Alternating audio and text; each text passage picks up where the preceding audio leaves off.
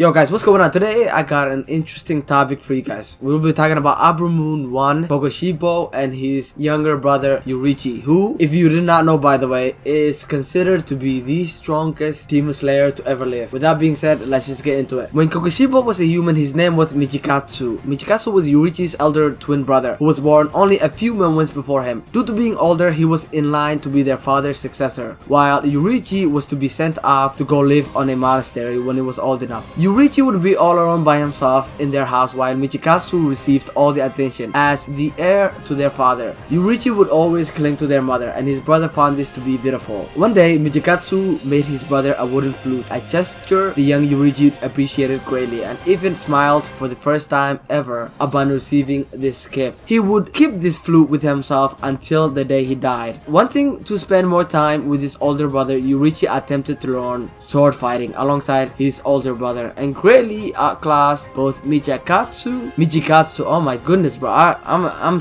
sorry guys. I'm so bad when it comes to names. That's something you're gonna notice if you stay here for a while. Yurichi attempted to learn sword fighting alongside him and greatly outclassed both Michikatsu and his teacher. His elder brother had barely even managed to strike his teacher even once during his training. When their mother suddenly died of an illness, Michikatsu found out that she had been weak in her left side due to the sickness, and deduced that Yurichi always clinging to their mothers was in fact to support their mother, and this greatly troubled Michikatsu, who quickly became jealous of his younger brother's prowess. Their father had been planning on making Yurichi his heir after learning of his exquisite sword fighting skills, but the young boy knew his brother had been trained his entire life to be the heir, and suddenly having it snatched away from him would be devastating. So Yurichi, the sweetheart he is, decided to run away so that Michikatsu would be the heir to their father. Yurichi looked up to his brother and bore him no ill will. Even after years of separation, he rushed to save Michikatsu when his forces were battling demons to protect their home. Quickly dealing with all the demons, Yurichi turned around and apologized to his older brother for being late and not being able to save any of his men. Michikatsu, of course, was once again greatly jealous of his younger brother, and upon seeing him again, those feelings of jealousy reignited inside him, and he eventually followed him into the Demon Slayer Corps. By the way, quick side note, the Demon Slayer Corps has been around for so long, man. It just got me thinking, right? How old is Muzan?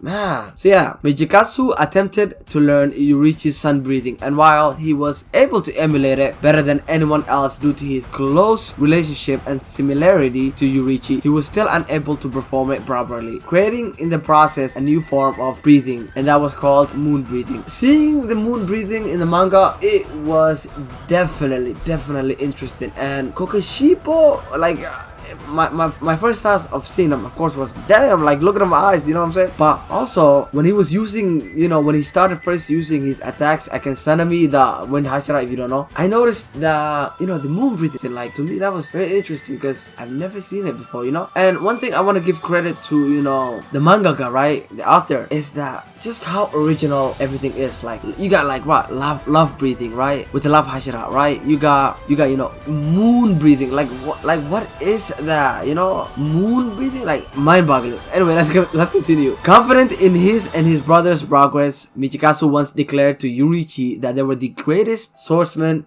to ever live and that would ever be, and that no one will be able to rival them. Yurichi, of course, disagreed and told his brother that they were but small droplets in the vast history of the world, and that there would surely come a time where someone who surpassed both of them would appear, and that they should feel secure with this knowledge and almost be happy that one day someone will come that is stronger than both of them. Frustrated at his continued failure to overtake Yurichi, Michikatsu's jealousy and his fear that death at a young age would rob him of the chance to grow even stronger, decided to accept Muzan Kibusuchi's offer to turn him into a demon. When Muzan approached him, Michikatsu would then take the name Kokashibo as a demon and would eventually gain the position of Abramune 1. When Yurichi learned of his brother's decision in the aftermath of his battle with Muzan, by the way, Yurichi bodied Muzan to the point where Muzan, even after centuries and centuries, still has nightmares about Yurichi, right? Like, during their battle, he has nightmares,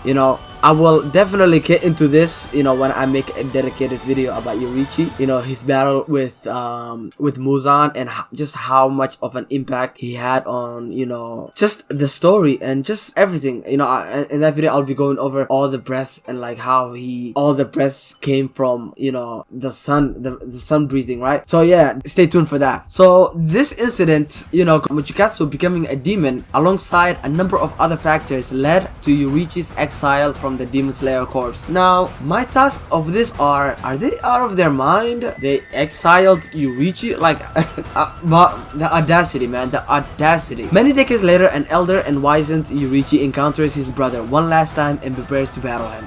He apologizes to Kokashibo with tears in his eyes before attacking him himself. The brothers both attack each other, but it is Yoruichi who gets the hit in, slicing Kokashibo deeply through the neck, leaving him but one blow away from death. However, Yoruichi lowers his blade and it sinks into the ground, with him leaning on it as he dies before delivering the final strike. Angered at yet another failure to even land a single hit on his brother, Kokashibo slices through Yoruichi's dead body in sheer rage. He sees an object fall out of his brother's kimono, and upon closer look, he realizes that it is indeed the flute he had made for his younger brother when they were young. Kokashibo tears up at the gesture, saddened by it, but unable to move past his inferiority, God, why can't I say that word, to his brother. Regardless, the flute would remain with him until his own death, centuries and centuries later. Now, the relationship of this two reminded me of the relationship between Kaikaku and Senetsu, right? And I don't think this is by coincidence, right? Where you have Kaikaku being similar to Kokashibo and you have Senetsu kind of being similar to Yoruichi, in the fact that, and by the way, how ironic is it that Kokashibo is actually the one who turned Kaikaku into a demon? I don't think that's by mistake either, man. No, that just goes to show how talented of a writer the mangaka is, really. But yeah, man, definitely let me know in the comments, you know, what other videos you would like me to cover. I don't know, man. I'm not like a Demon Slayer channel, you know, but I really love it. Like I've read it. I've read the manga, I think about a month and a half ago. I read, like, you know, through 4 days I just read the whole entire manga. You know, I from Mugen Train to all the way to the last, and definitely, and that's what kind of inspired me. I'm not gonna lie to you, man. It inspired me to make a YouTube channel and just talk about Demon Slayer, man. I just really love, I love how, you know, from the Hashiras to how we follow Tanjiro, and just like the good natured heart, you know, Tanjiro has, right? And just how, you know, you got the upper moons, and like the story is always progressing, and of course we're not gonna talk about, you know, today the ending, right? The ending, although mixed feelings, right? Mixed feelings, but definitely I will make a video about the ending another time. But yeah, man, if you enjoyed, leave a like and definitely subscribe to the channel. With that being said, have a wonderful day and keep it real.